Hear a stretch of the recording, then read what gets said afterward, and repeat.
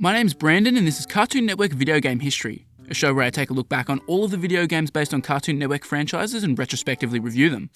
We've got another quite interesting video game to review this week. Harvey Birdman Attorney at Law is the final Adult Swim game to hit shelves as part of the Midway partnership.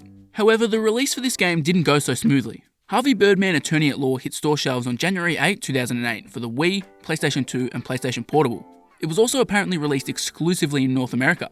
It was initially slated to only come out on PS2 and PSP and be released in November of 2007, however they announced a Wii version in September, which I can only assume was the reason for the release date to be pushed back. The game was developed by High Voltage Software, who have been an extremely popular developer with Cartoon Network recently. They developed The Grim Adventures of Billy and Mandy as well as Ben 10 Protector of Earth, two games that I really enjoyed and they're arguably the best Cartoon Network games so far. The publisher for Harvey Birdman was Capcom, an honest-to-God reputable and known company. Those who watched my Aqua Teen Hunger Force Zombie Ninja Pro-Am video will notice something off about this though. You see, a few years before this release, Midway Games acquired the rights to publish games based on a bunch of Adult Swim shows, as well as a few Cartoon Network shows.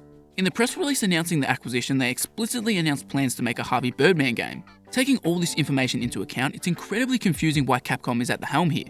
I initially thought it might have had something to do with Midway Games going out of business, but their major troubles wouldn't start until late 2008, so this game shouldn't have been affected. I can't find any information on this publisher switch. Articles from the time don't mention anything about the rights going from Midway to Capcom.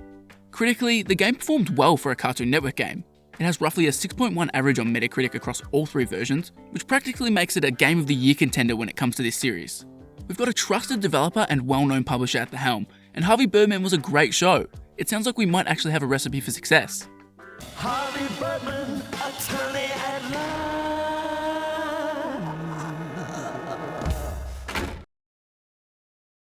While the publisher switch from Midway to Capcom is a little mysterious, it's actually worked to create something incredibly unique for this game. Harvey Birdman Attorney at Law is quite literally an Ace Attorney game. In fact, I'm surprised they didn't just name it Harvey Birdman Ace Attorney at Law or something. This is completely genius and one of the smartest pairings of a genre and a show that we've seen in Cartoon Network video game history. Harvey Birdman is obviously a show centered around court cases, so what better way to take advantage of that license than slotting it into the Ace Attorney system and having fun parodying the hell out of it. Anyone who's familiar with those games will be right at home here. You'll be presented with 5 cases to play through, each of which is its own self-contained story. The first trial acts as a tutorial, but honestly it's pretty brutal for something that's supposed to ease you into things. They never explicitly teach you how the game works, so you have to pretty much just fumble your way through all these unfamiliar menus and fall ass backwards through this slightly easier case until you get the hang of things. Gameplay is split between 2 different styles. The first style is basically what you'd find in a point-and-click adventure. You'll travel from location to location, gathering pieces of evidence, while also chatting to suspects or people who could potentially help progress the case. After all of your sleuthing is done, it's time to head into the court and attempt to make some sense out of these absurd cases. In court, you'll listen to testimonies and will then have the option to either press them or present a piece of evidence to them. Pressing them will open up new lines of dialogue that could potentially be crucial. Presenting evidence is most commonly the final nail in the coffin. Here you'll be picking out the key pieces of evidence you found in your travels until you end up coaxing a confession or proving their innocence. I'll assume this is a relatively similar, albeit toned down version of Ace Attorney's gameplay. I've never actually played a game in that series, which meant I was coming into this game as fresh as a newborn.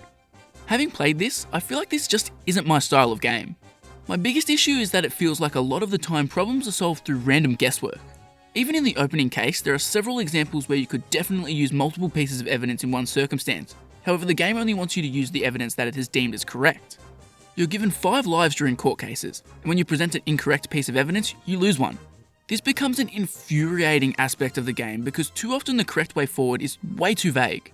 In every single case, I was guaranteed to come across at least one situation where progressing the story involved me presenting a seemingly unrelated piece of evidence, just for it to magically push things along. The game does nothing to hint towards it being the correct solution in these situations, so you just end up trying every piece of evidence until something sticks. I also encountered a case where I was punished for knowing the correct solution. The game wanted me to participate in some meaningless dialogue before I could actually move things along, and I ended up losing a life because I skipped a step.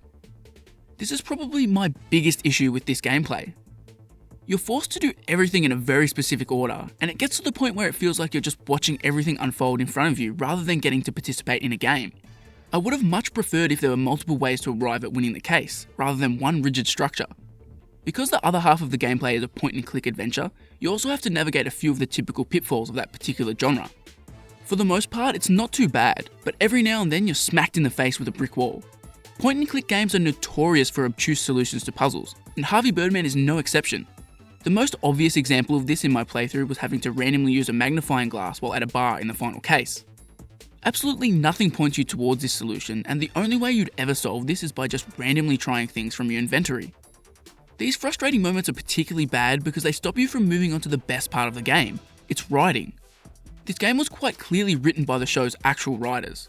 Much like the Aqua Teen game, references are constantly thrown at you, and it's certainly a game made with die-hard fans in mind. Story is one of the major aspects of this game, and I was constantly anticipating the next cutscene because I knew there was going to be 3 or 4 jokes that would make me laugh out loud. Say something to cover up your mistake! Say something! That's disgusting! Of course not. It's perfectly natural. Other than the cloning machine and me trying to breastfeed, I was hoping for something bigger. Oh well. Daddy! Damn it! I mean Phil! However, I think the game's standout writing actually ends up negatively affecting it in a way. I was always jonesing for more and more story, but the obtuse solutions to the game's puzzles would prevent me from getting that fix, and ended up just frustrating me. If he's the defender, then who's the prosecutor? Let's see. Where, oh where could I find another attorney at such short notice? Where? Oh, yes. You! But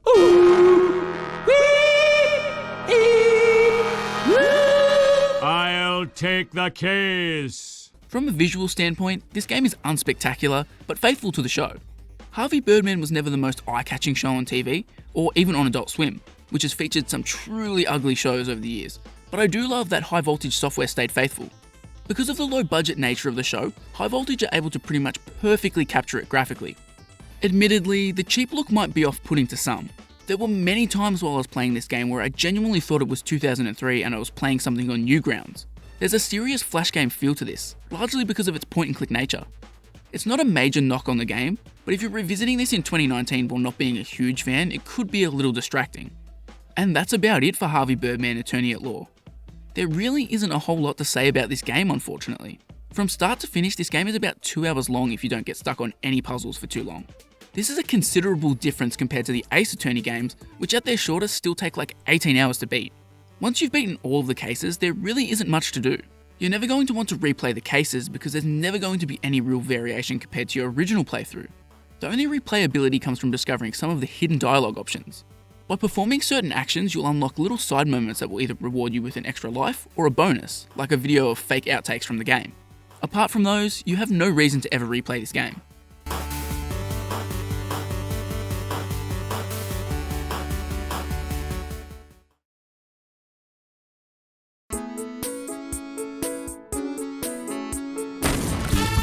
Birdman!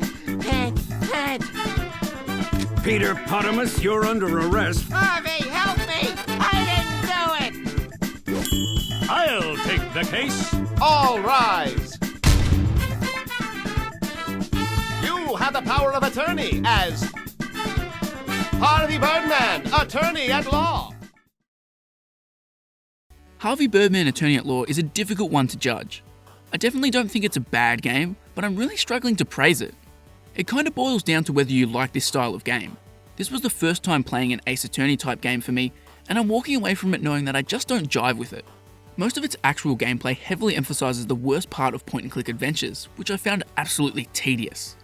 The writing throughout the game is brilliant, and it would easily rival some of the funniest games I've ever played. I really do want to love this game so much, but at the end of the day I personally don't think it's that much fun to actually play.